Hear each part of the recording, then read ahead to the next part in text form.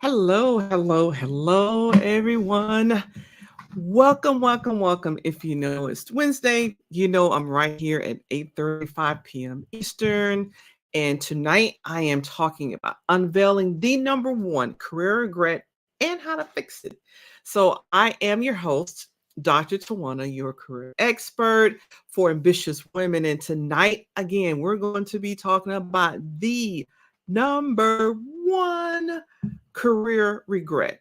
All right. So hold on because I'm not going to keep you waiting all night long for that. And I do appreciate you for being here and being on live. So I did have a question, and let's go over here, see if I can get my comments there. Yep. There you go. So what is the one career decision that you wish you can go back and change? I got a couple of them. All right, I got a lot of them. Let's just say I do have quite a few of those. I have quite a few of those. Right. But you know what? That's what we're talking here tonight about the number one. Like when they did the survey, the number one answer that came up, right?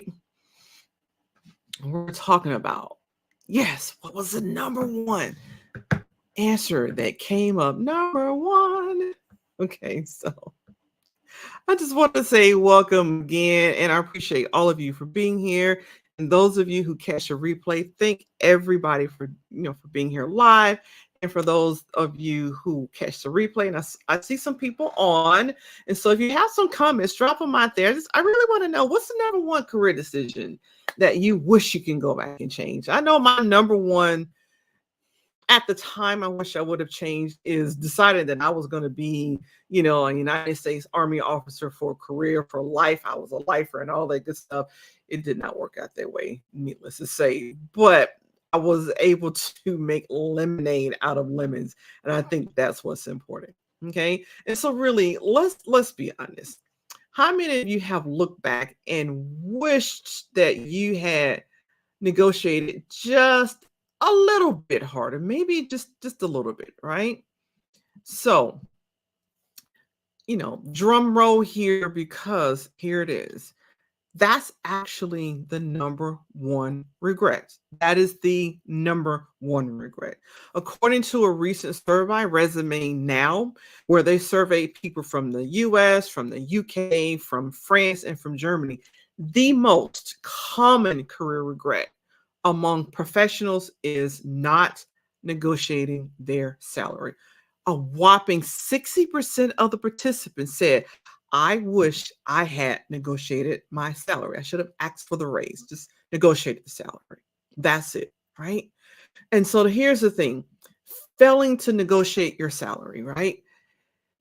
It hits you hard. And why does it hit you hard? Because each time that you fail to do that, that's wealth that you're missing. That's money that's not in your pocket. That's money you're not taking care of yourself of.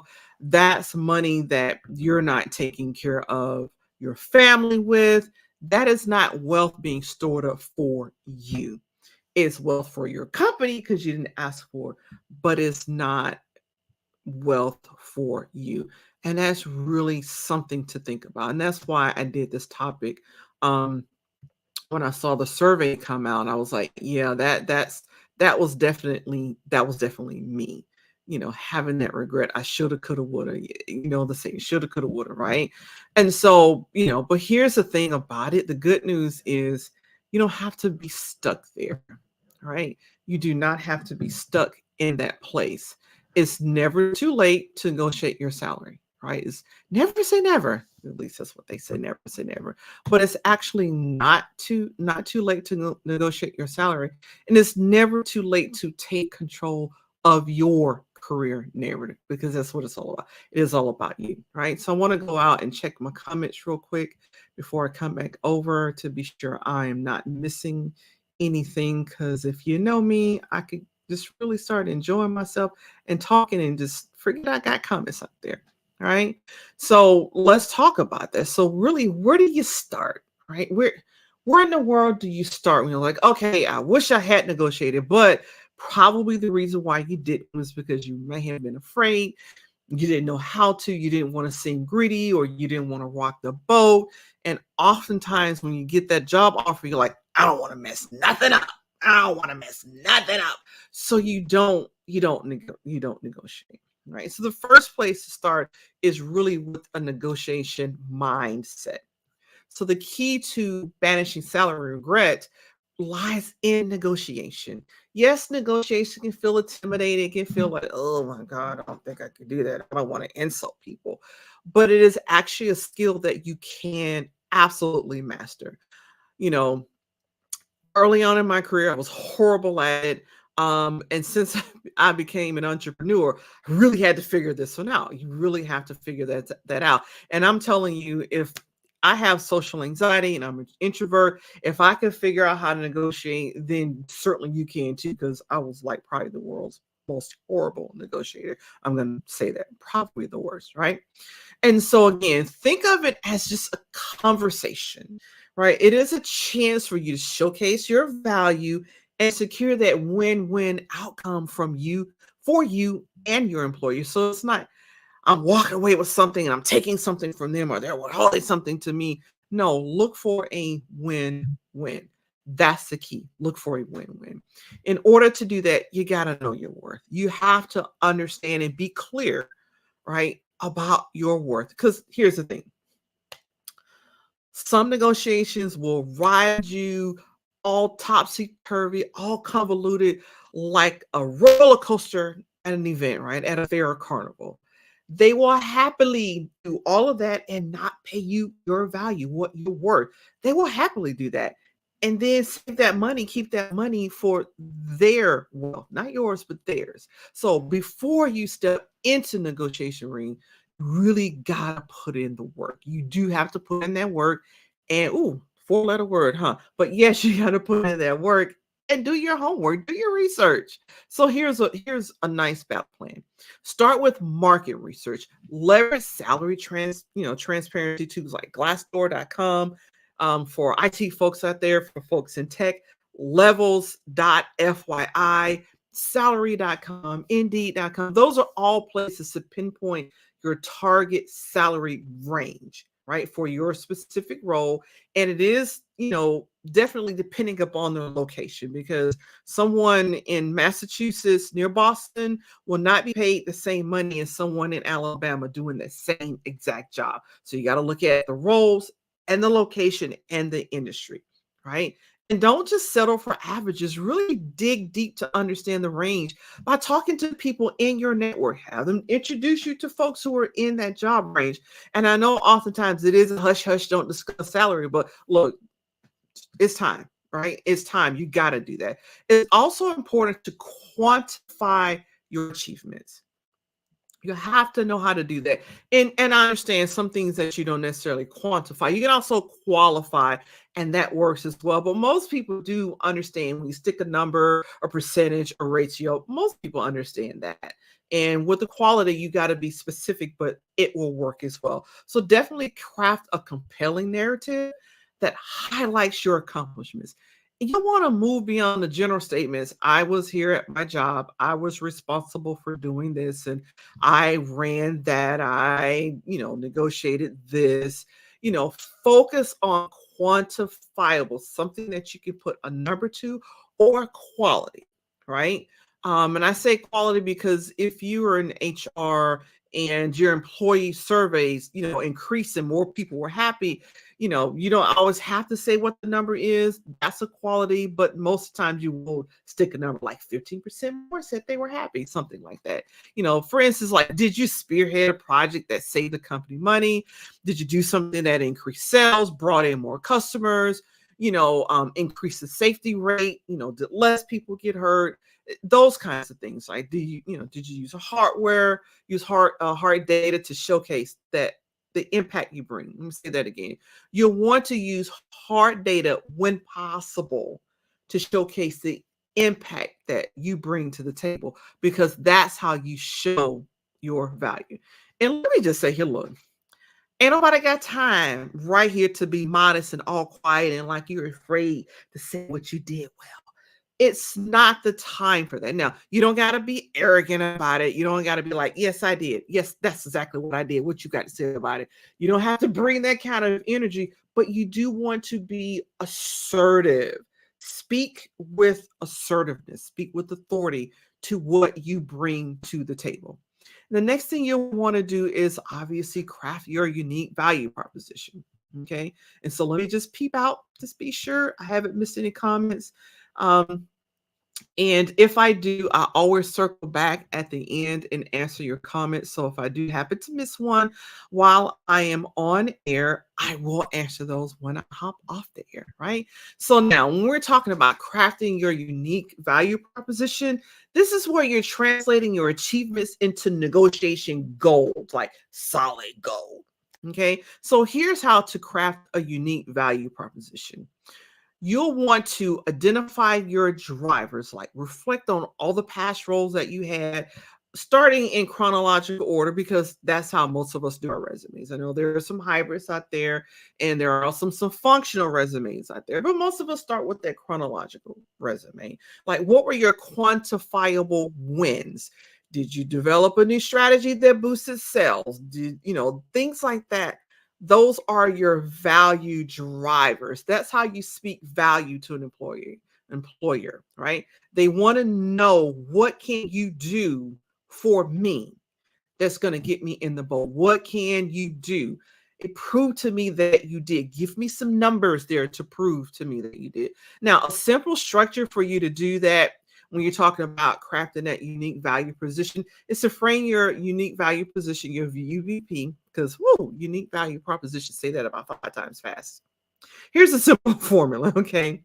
Put your previous role, I achieved, what is your quantifiable results? By leveraging my skills in, what relevant skills that you leverage, which resulted in something, some type of positive impact. Now, all the folks out there who are just like me, and anybody out there visual learners? I am. So I know that if you read this to me, I'd be like, girl, please. So I'm actually sticking that out in the comments. It is out on my YouTube comments. And after I get done, I will definitely share that with you as well. So my YouTube comments are not wanting to work here. That's weird because, well, put the other comments out there. So let's try that again. That's pretty darn weird there. Oh, you know what? I probably got some characters that YouTube doesn't allow. So let me take out my characters here and see if that works. Let's take that one out. Nope, didn't go. So I need to see. Let's see if I can put a slash instead of brackets. It may not be taking my brackets on YouTube. So any place that you see a bracket, you need to put something in between those brackets. I had written out what you need to put, and let's see, unique value, there. Nope, they're not liking me. So I'll figure out after it's over. Nope, I got one more bracket. They must not allow brackets here. So my apologies for that. I totally missed that. I'm trying to put slashes because I know you can do a slash because those are in website links. All right. So, I got you. It says I'm over. So let's do this. There you go. Too many words. All right. So there we have it. Okay. It is out there in the YouTube comments. Like, I finally figured it out. Like, live on air. I couldn't make it work, but I got it to work. Okay. So there you go. So you'll want to frame it by saying, hey, in this position, right, I was able to achieve this thing, positive quantifiable results. Say that 5 times. By leveraging my skills and relevant skills you use, which resulted in positive impact for your company. Now, again, let's hear what that reads like so you can really understand the flow of that. And I just made something up. I'm not going to stick a company out there or anything like that. So you hear some ABCs, EFGs, XYZs, whatever. So if let's say you were a product manager and you were crafting a UVP, unique value proposition, it could read something like this. In my previous role as product manager at ABC Company, I achieved a 20% increase in user engagement by leveraging my skills in user experience, research, and A/B testing. This resulted in a significant boost in customer retention and a projected revenue increase of $1 million over the next year. So you can see where I literally put those things, right? Just drop them in the formula. There you go. I love a good formula, ladies, gentlemen. I love a good formula because I don't have to think very hard when I have a good formula. All right. So that's why I dropped that in there for you. So let's look at someone who's an executive director of human resources. As executive director of HR at XYZ Corporation, I reduced employee turnover by 15% within the first year by leveraging my skills in talent acquisition and employee relations. This resulted in a more stable workforce, improved employee morale, and cost savings of $500,000 in recruitment fees. Boom, boom, boom, boom, boom. See, that's simple. I love a good formula. And so let's do one more. Like if you were a data manager, you could say something like, in my previous role as data manager at DEF Company, I implemented a new warehousing system that streamlined data analysis processes by 30%. I leveraged my skills in data modeling and database management, and this resulted in faster decision making and improved operational efficiency for the company, right? And so, I was kind of doing this everywhere the brackets were. Yeah, that's what yeah.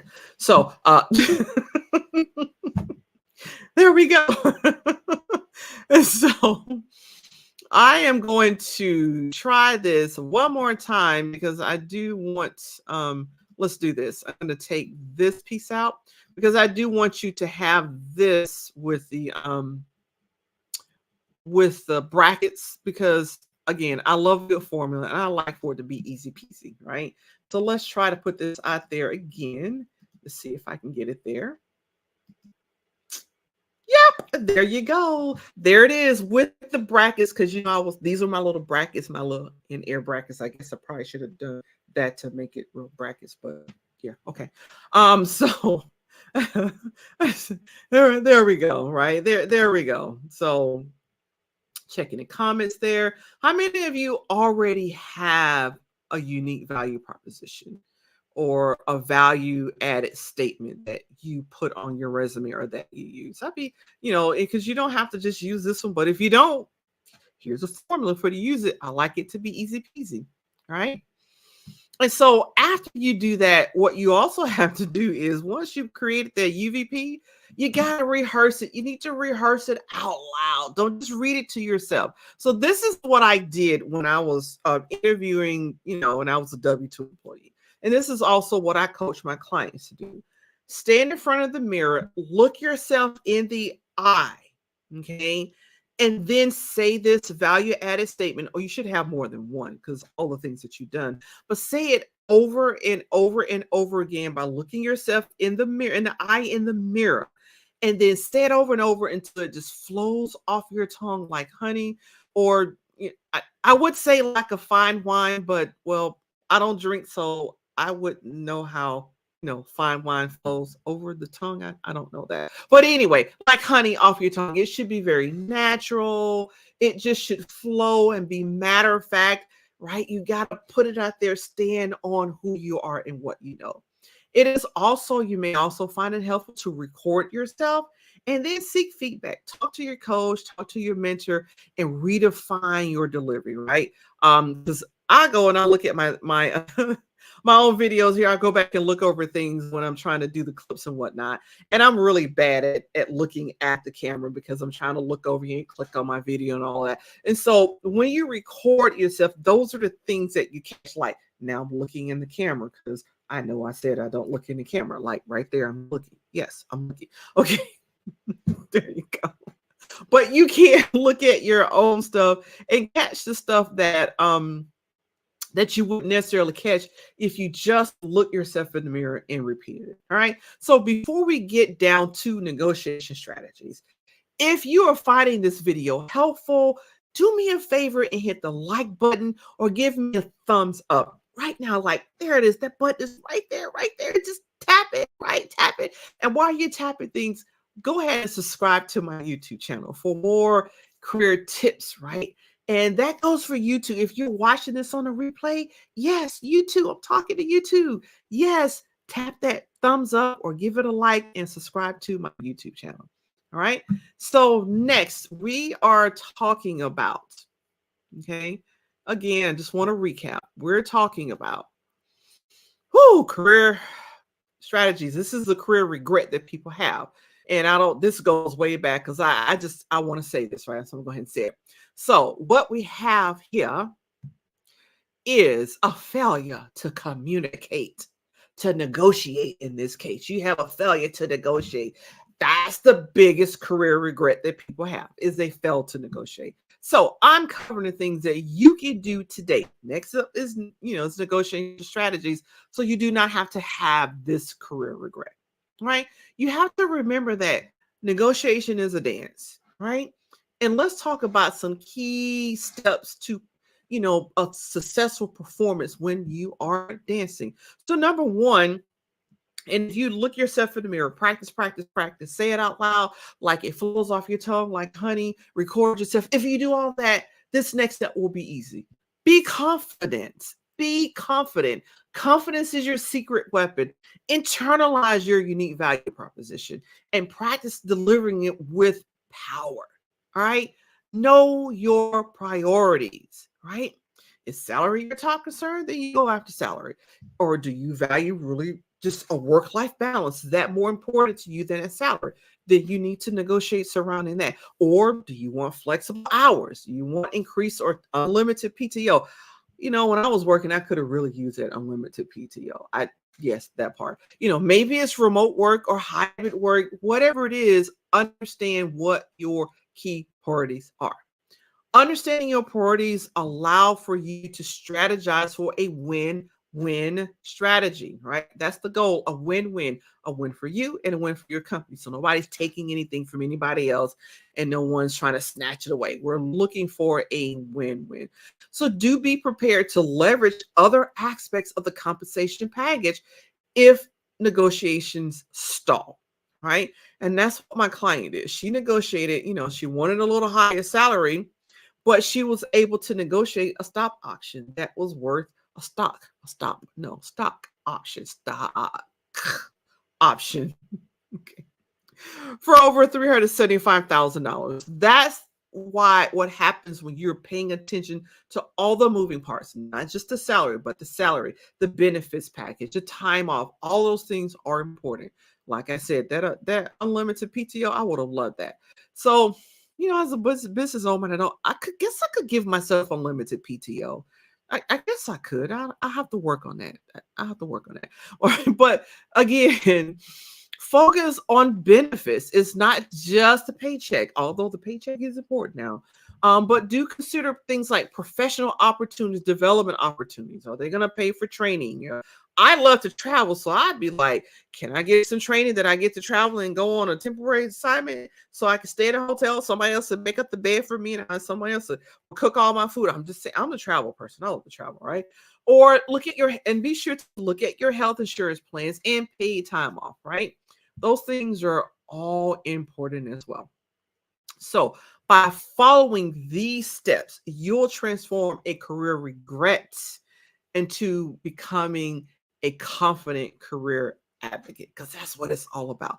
Negotiate for what you are worth. Don't settle for anything less than what you deserve. Remember, this is about more than an initial offer they give you. It's about building skills and know how to navigate your career with purpose and land the opportunities that truly excite you and that truly fit you. There's nothing worse than being in a job where you're underpaid and you don't like what you do, because you just get resentful and that stunts your career. All right. So ditch career regret and grab these tips and get ready to launch into the stratosphere.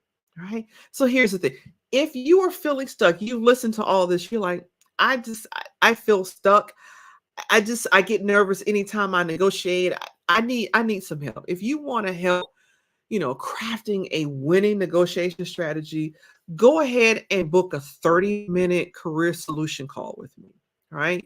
You can do that today. It's absolutely free to you. Let's work together to turn your career dreams into reality. Right.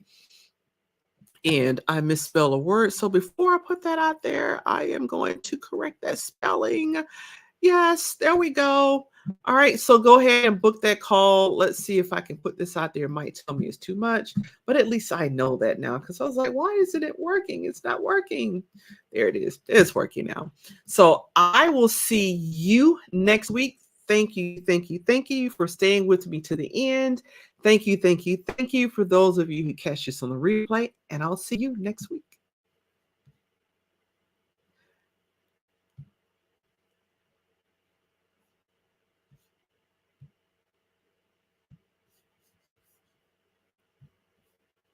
Trying to get that last comment up here. There we go. Bye now. As I tell my kids, don't forget to write. I don't know why Granny Clamper said that.